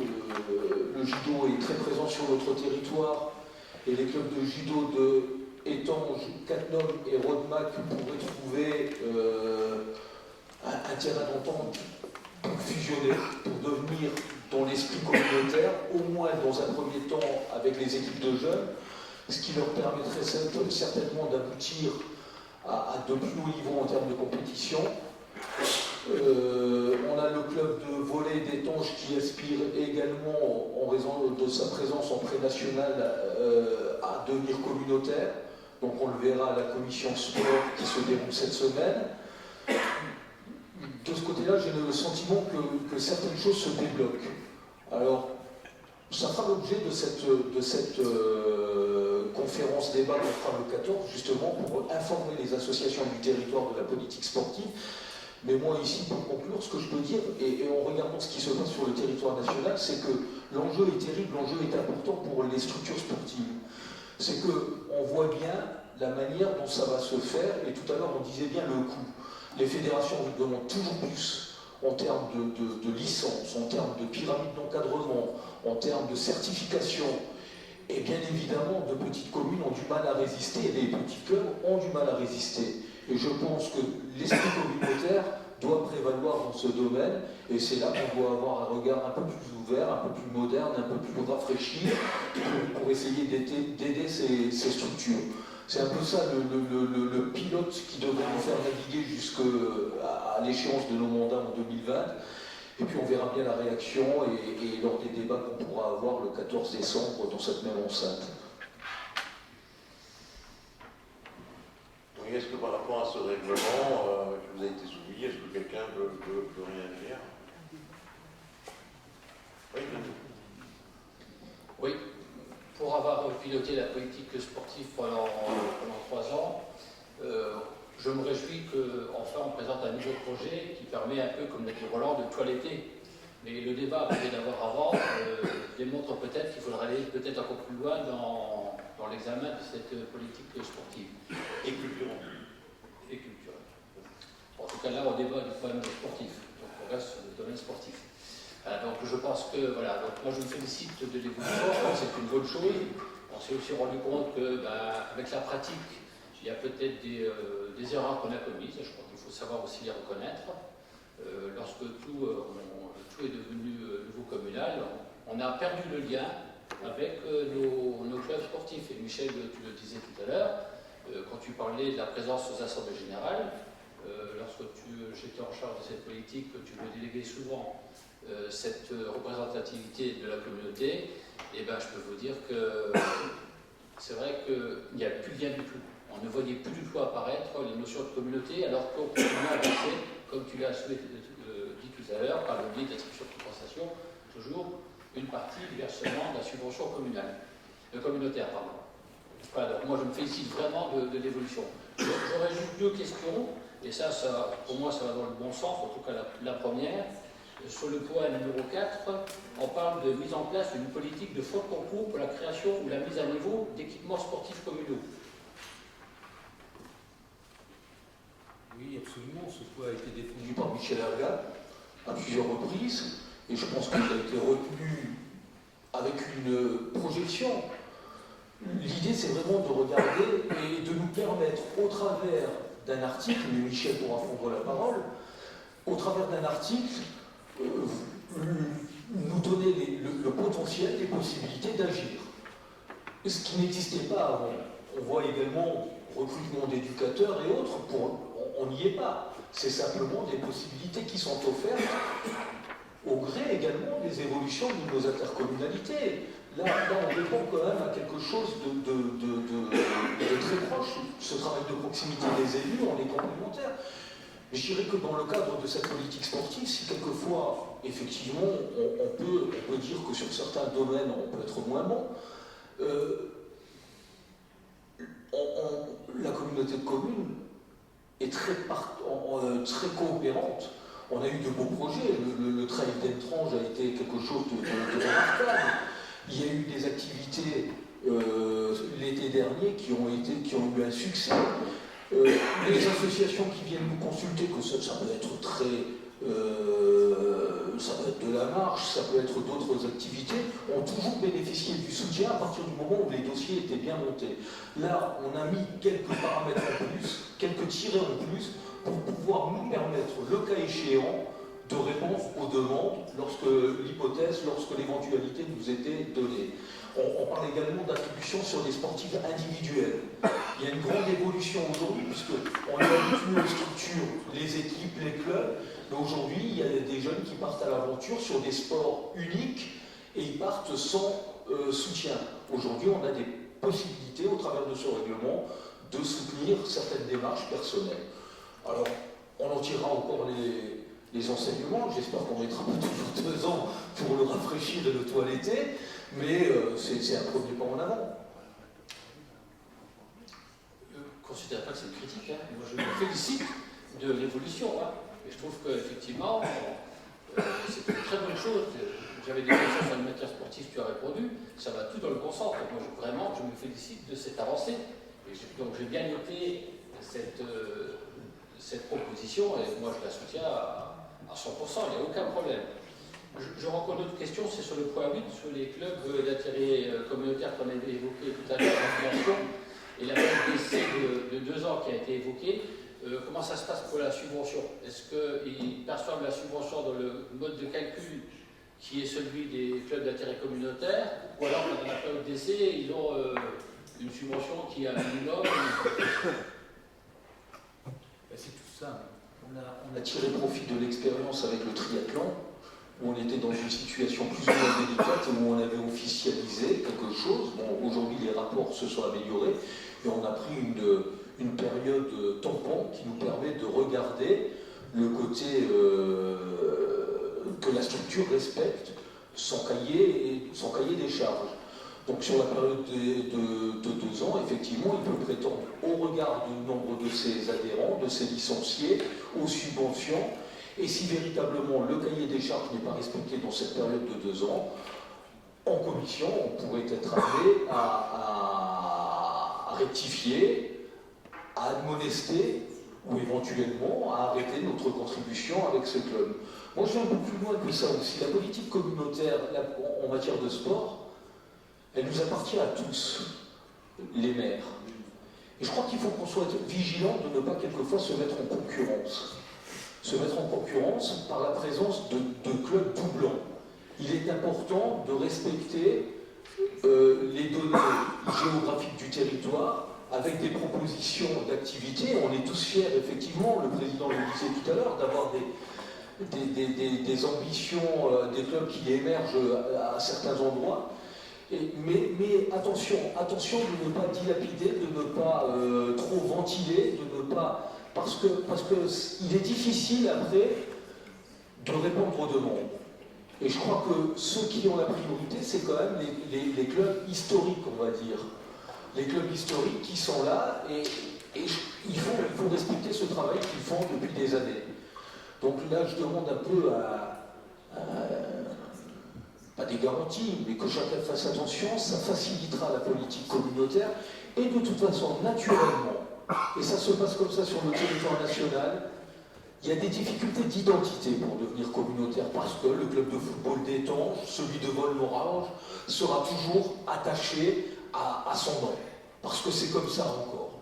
Mais l'évolution, elle est différente. Et toutes les intercos ont des difficultés dans ce sens-là. Il faut attendre un peu que les esprits se préparent à ces modifications. Et nul doute que de toute façon, il y aura des évolutions. Mais les clubs devront s'y prêter parce qu'ils ont toujours plus d'obligations. Oui, je crois que tu as raison, Roland, sur le fait que demain, on voit et encore, on on sera un peu comme les petits villages. Je me souviens de la première page du Répu, quand il parlait de fusion, ils avaient dessiné en gaulois. Mais on sera peut-être, parce que bon, des communes qui réclament pas 150 000 €, ça veut dire qu'on a encore quelques moyens. Donc on sera peut-être encore les derniers un peu à résister, mais effectivement, je pense qu'à un moment donné, les demandes et des associations et des clubs seront tellement fortes que les communes ne sauront plus y faire face. Et donc, que se posera naturellement, des fois, la question de l'adhésion ou du devenir des clubs et de leur vision d'intérêt communautaire. Voilà. Donc, ça, il y a des choses naturellement qui vont venir. Parce que pour les communes, ça va être trop. Voilà, vous avez tous pu regarder ce document. Est-ce que quelqu'un d'autre veut encore réagir dessus? Si plus personne ne veut réagir, moi je peux que féliciter le travail effectué, l'avancée. Comme l'a dit Roland, on avance dans le bon sens. On ouvre de nouvelles portes à travers ce règlement. J'espère qu'on puisse continuer et le sport c'est une vraie école de la vie. Encore plus actuellement que par le passé, on a besoin de cette école qui forme la jeunesse et peut-être qu'on a un rôle aussi à faire demain, à avoir demain sur la formation des éducateurs, afin de ne pas laisser nos jeunes simplement qui en charge juste par des bénévoles, mais qu'on permette à ces bénévoles de pouvoir être complètement formés. Voilà, donc si vous le voulez bien, on peut passer au vote. Est-ce que quelqu'un est contre? Est-ce que quelqu'un s'abstient? Je vous remercie. Le point numéro 16, c'est un point divers. Vous avez un calendrier institutionnel avec un ensemble de dates. Voilà, est-ce que quelqu'un veut réagir dans les divers? Oui, Roland? Oui, Monsieur le Président. J'ai vu, voilà, quelques jours, et on en a débattu, on ne peut pas trahir la vérité, mais certains étaient présents, que le fameux G6 prend une nouvelle identité. Je sais aussi, et certains l'ont lu, que j'avais dit des choses qui ont été parfaitement relayées par la presse, au Montré, sans discussion. J'avais employé le terme de ne pas louper des trains. Vous savez que je suis très attaché à la proximité, aux communes, à l'intercommunalité. Le nouveau nom de baptême m'échappe de ce fameux... m'échappe. Et lorsque je lis tant dans la presse locale certaines choses, je vois que la nouvelle organisation est une structure qui n'a pas de moyens, qui peut discuter de certaines choses sans pouvoir discuter d'autres choses. Moi, je voudrais dire quand même que le débat a eu lieu l'an dernier, et vous savez qu'Étanges a parfaitement joué son rôle de cohésion et de solidarité intercommunautaire au sein de l'intercommunalité. Je voudrais dire que l'état d'esprit est le même. Je voudrais aussi dire que, dans la perspective des élections présidentielles, législatives, le président qui sera élu, le Parlement qui sera élu, définiront une feuille de route sans doute pour les années futures. Que le débat pour l'instant, s'il existe, on voit bien qu'il se fragmente sur le Val d'Alzette, on voit bien qu'il est nerveux sur l'arc mosellan, on voit bien que de l'autre côté de la Moselle, on est plus préoccupé des choses avec le Bouzon-Villois, que l'intercommunalité de Cattenom a de la ressource, qu'elle a réussi des choses, elle le réussit dans le domaine des voiries, elle le réussit dans le domaine de la politique sociale, elle le réussit dans certains domaines, et c'est indiscutable. Simplement, je voulais souligner que dans un débat de ce type, il faut avoir tous les éléments. Et on ne peut pas tromper le débat. Pour avoir tous les éléments, il faut savoir éventuellement le schéma des compétences qui sont accordées aux uns et aux autres si une nouvelle définition des périmètres devait intervenir à un moment ou à un autre. Par exemple, quand on parle de grandes agglomérations du pays champenois ou même de métropole, on sait bien qu'on va parler de compétences transfrontalières en termes de mobilité ou de transport. La question est de savoir si nous, à un moment, intercommunalité de Cattenom, on aura le moyen de répondre à ça, quand on sait qu'on n'a que 6 communes qui sont adhérentes du SMITU. La question, c'est que sur le développement économique, on a fait un pas vers Moselle Attractivité où on a un intérêt et effectivement, il faudra tester. Ça, c'est tout à fait évident. Mais la question est de savoir si, tant que nous sommes sous la coupe d'une mono-industrie qui existe, qui est puissante, qui nous sert bien, son devenir, par contre, on ne le maîtrise pas. Je pense que dans la période de discussion, on ne peut pas demander aux gens de ne pas valider, de dire ou de prendre par autorité le fait de se protéger, de rester comme on est, ce qui me va personnellement, sans pouvoir donner l'ensemble des éléments qui sont liés à l'évolution future, si elle intervient, des métropoles, des intercommunalités. Alors la métropole, je vous ai donné mon avis, moi je suis très prudent, je n'aime pas le côté gigantesque, j'ai des craintes. Le côté par contre du pays thionvillois, moi je suis content que mes propos aient été repris dans la presse. Et nul ne m'empêchera d'en parler. Parce que dans la possibilité, je m'interroge sur les possibilités qu'on peut apporter à nos administrés dans le cadre des déplacements. Je m'interroge sur notre potentiel à pouvoir développer de l'économie.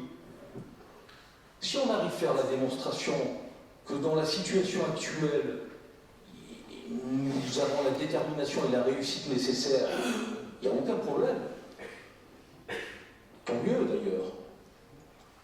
Par contre, n'évitons pas le débat, ne le fuyons pas, ne nous recroquevillons pas, on n'est pas pris à la gorge. Pendant les 2 ans qui viennent, il faut arrêter de dire tout et n'importe quoi. Ce n'est pas le débat majeur. Le débat, il se passera principalement à partir de la fin de l'année 2017, après les élections législatives, et une fois que l'ensemble des rouages de l'État auront été mis en place. Et là, on aura environ une bonne année pour entendre les uns et les autres dans leur plaidoirie. Certains sont partis peut-être trop vite, parce que je vous disais, ça fragmente de l'autre côté, mais moi j'ai bien vu aussi que de l'autre côté, quelquefois, on approchait un peu l'arc mosellan. Alors si on discute avec les uns, on doit aussi entendre toutes les raisons d'exister des autres. Voilà. Mais je le dis au final, moi je suis très attaché à la structure de l'intercommunalité à taille humaine. La communauté de communes de Cattenom, je pense qu'elle a des ressources et qu'elle apporte des choses, mais je pense qu'on doit se poser des questions sur la mobilité, sur le déplacement transfrontalier. Je parle de parking de covoiturage, on ne me donne pas les réponses. Je parle de déplacement, je vois que d'un seul coup on s'oppose comme ça pour un écran de fumée au péage sur l'autoroute, mais quand on décide, nous, des choses très simples, à notre niveau, où on pourrait éventuellement, ne serait-ce que développer la discussion, on dit non, c'est la compétence du SMITU. Non, c'est la... Mais nos administrés, ils s'en foutent complètement. Eux, ils veulent qu'on leur apporte des solutions dans leur déplacement, que ce soit vers la capitale mosellane, Metz, ou du côté luxembourgeois. Et je rappellerai que, est-ce qu'on se posera des questions à un moment quand le Luxembourg fermera sa porte ou fera des péages à l'entrée de la capitale? Quel sera notre moyen de pression? Aujourd'hui, nous sommes passés du début des années 2010-2011 de 70 000 frontaliers à 90 000. On va être à 127 000 à l'horizon 2025. Tant mieux, hein, tant mieux, parce que c'est une autre richesse pour nous. Mais on ne peut pas rester arc-bouté sur le transport. Je le sais, ça n'est pas du domaine de l'intercommunalité, mais ça n'empêche pas que nous sommes, parce que nous sommes une intercommunalité recherchée au niveau du développement de la démographie, d'apporter des réponses dans ce domaine, sans pour autant nous éloigner du rôle majeur des communes, qui est important, ne serait-ce que pour le travail des élus de ces communes.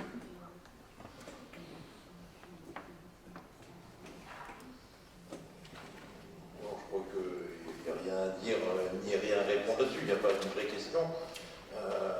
Donc, en tous les cas, l'intérêt que tu peux avoir développé, c'est l'intérêt de tous les conseillers communautaires sur le fait de rester seuls. On s'y opposait tous ensemble. Aujourd'hui, comme tu l'as dit, on a des ressources, et ça a été la ligne de conduite. Et je crois que tout ce que tu as dit, la seule chose qui est vraiment importante, c'est que contrairement à d'autres territoires qui, à travers les retranscriptions dans la presse ou quoi, s'effritent ou laissent apparaître certaines divergences, on a toujours su pour l'instant rester unis, et je crois que c'est le principal, et je crois que c'est la ligne de conduite qu'on devra avoir plus tard. En tous les cas, notre projet de territoire va nous permettre de revenir sur un certain nombre de ces sujets que tu as évoqués et de pouvoir éventuellement en parler. Oui, Rachel. Oui, c'est moi qui vais conclure aujourd'hui. Non. Ça ne va pas durer aussi longtemps que la dernière fois. Tu te souviens quand j'ai posé la bonne question qui a énervé tout le monde. Donc, non, je vais juste rebondir sur le sujet des parkings de covoiturage. Je ne vais pas faire de commentaires supplémentaires sur les métropoles, la fusion des EPCI, etc. Je vais rester sur les préoccupations de nos habitants et aussi des personnes qui traversent notre territoire. Tu viens d'évoquer à nouveau le projet de territoire. C'est vrai que moi, je fonde beaucoup d'espoir sur notre futur projet de territoire et sur les aspects de la mobilité, du transfrontalier et des parkings de covoiturage. Je suis contente de voir qu'on aboutisse et qu'on mette en place les contrats de ruralité, que je me permets de rappeler que c'est moi qui ai suggéré cette possibilité lors de la première réunion sur les projets de territoire. Par contre, je suis un peu surprise en lisant les fiches actions de voir qu'il y a un parking de covoiturage qui est porté par la communauté de communes. Le projet est à Roussy-le-Village et moi personnellement, j'en avais jamais entendu parler avant. Je pense que par rapport à ça, parce qu'on est tous concernés par cette problématique, j'aurais bien aimé en être informée avant de le voir dans les fiches actions. Bon, je sais que tout a dû se faire très très rapidement, j'en ai conscience.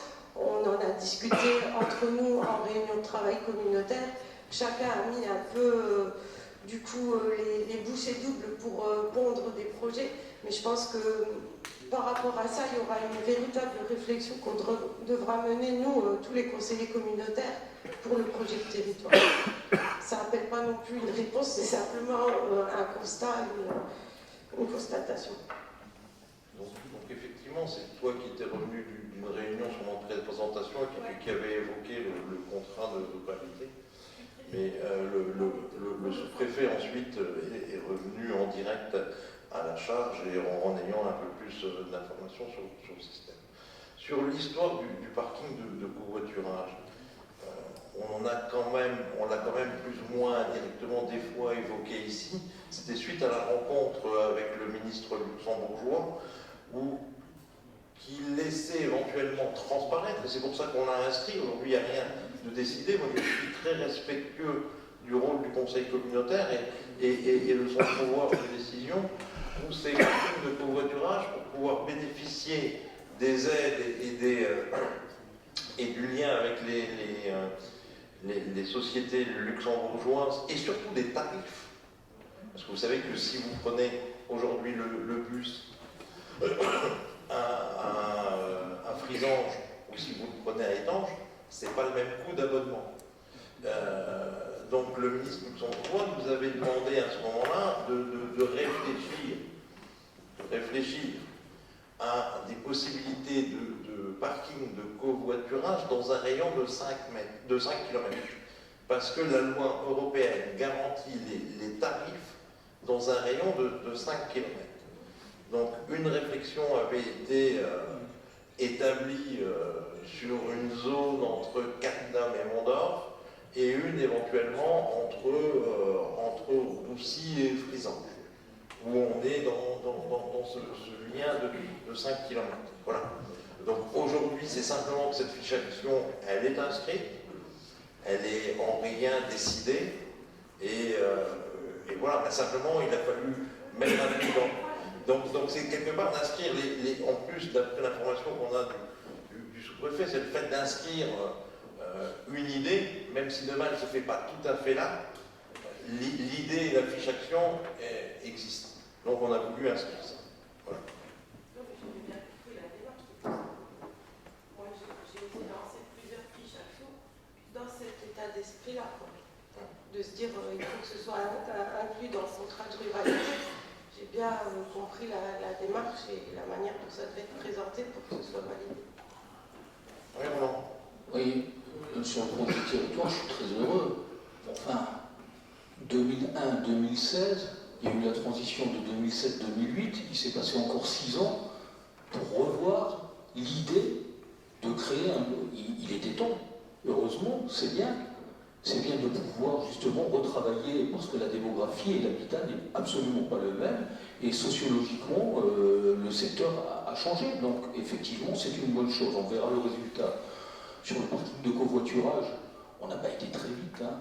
La rencontre avec l'intéressé remonte à plus de 15 mois. Bon, personne n'a été brusqué. Hein. Moi, j'ai proposé 16 000 m² de terrain. 16 000 m² de terrain pour un parking de covoiturage qui pourrait accueillir environ 700 voitures, qui pourrait concerner les populations qui viennent de Rodemack, de Boust, du secteur de Basse-Retchel, qui pourrait recueillir. Et la bande des 5 km, le ministre avait dit qu'il était prêt à étudier si on lui ouvrait des possibilités ailleurs. Donc, ça prouve l'intérêt de ces questions et on doit inévitablement se pencher sur ces domaines, sur ces questions pour apporter les réponses. Parce que le développement du transfrontalier ne va que s'amplifier. Ça ne va que s'amplifier. Une gare comme Étanges, c'était 250 voitures, c'est 500, aujourd'hui c'est 1200 voitures. C'est 15%, 13%, 14% de trains de TER en plus, et de l'autre côté, l'autoroute est bouchée. Quant au dernier point sur la situation, je rectifie un peu. Je rectifie un peu. On parle de situation figée, on reste comme ça. C'est pas ce que j'ai dit. C'est pas ce que j'ai dit. Ça, c'était dit dans le précédent pour qu'on aille au bout du mandat. Et je souhaite qu'à l'avenir, l'intercommunalité ait un potentiel de vie. Mais qu'on ouvre sur toutes les questions et qu'on apporte les réponses sur la mobilité, sur le développement économique. Parce que si c'est pour rester comme ça, sans ouvrir le dialogue sur les questions qui intéressent nos administrés, honnêtement, on va dans le mur. Hein. Denis. Moi, je ne voudrais pas ouvrir le débat du projet de territoire. Je crois que là, on commence à l'ouvrir tout doucement. Et je crois que c'est une bonne chose. Donc, on aura tout le loisir de débattre de ce projet de territoire très prochainement. Surtout qu'il y a des comités de pilotage qui ont été mis en place. Moi, je voulais simplement revenir sur la mobilité et la 31 bis. Je crois que le péage, la mise en place d'un péage, ce sera un vrai problème pour nos administrés qui se rendent au Luxembourg. Parce que c'est la double peine. Un, ils vont devoir payer. Et pour nous, communes, on va devoir subir ce déversement de flux qui vont traverser nos agglomérations.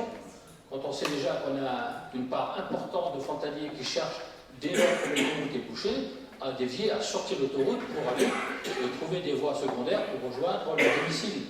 Donc je crois que, à mon avis, et c'est pour ça que je profite, et si la presse peut le relayer, ce sera d'autant mieux, on a pris l'initiative avec quelques maires ici autour de cette table, de provoquer une réunion publique demain soir à Cannes, où on invite la population à venir débattre de ce sujet et à nous donner leur position. C'est à eux de nous dire, c'est pas à nous de dire qu'on est pour le péage, c'est à eux de nous dire, oui ou non, s'ils acceptent le péage. Moi, je voudrais bien les entendre, je pense que mes collègues sont dans le même état d'esprit, d'entendre ce qu'en pensent nos concitoyens sur cette pratique du péage. C'est quand même tout à fait anormal qu'on mette en péage une autoroute qui existe. Qu'on mette en péage une autoroute qui n'existe pas, pas de problème. Mais une autoroute que les contribuables ont déjà payée, il ne s'agit pas de la faire payer une deuxième fois.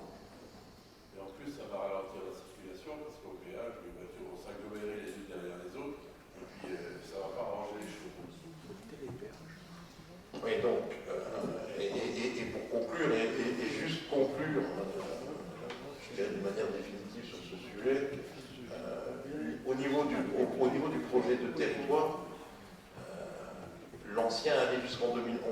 Qu'est-ce qu'on a fait entre 2007 et 2016, même si je me souviens en avoir parlé pour la première fois en 2015, eh ben, on a pris de 1 on a intégré, et c'était pas une mince affaire, d'intégrer Étanges avec un tiers de population en plus pour notre territoire et au niveau de nos compétences, de prendre de nouvelles compétences comme les ordures ménagères et autres, de construire un nouveau multi-accueil.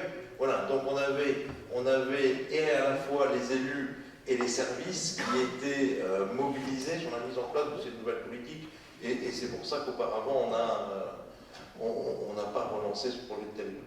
Aujourd'hui on est mûr pour le faire, et je me réjouis tout autant que vous qu'on puisse y aller. En tous les cas, ce projet de territoire va emmener de nombreux débats. C'est une bonne chose, c'est bien. C'est bien, ça va permettre de redynamiser ou de dynamiser autrement notre collectivité et de rebondir. En tous les cas, moi je peux que m'en réjouir et j'ai hâte d'être en 2017. Mais avant ça, nous allons tous avoir des fêtes de fin d'année. Alors permettez-moi de vous souhaiter à vous et à vos familles de passer de bonnes fêtes de fin d'année. Et puis rendez-vous à l'année prochaine. Donc bonne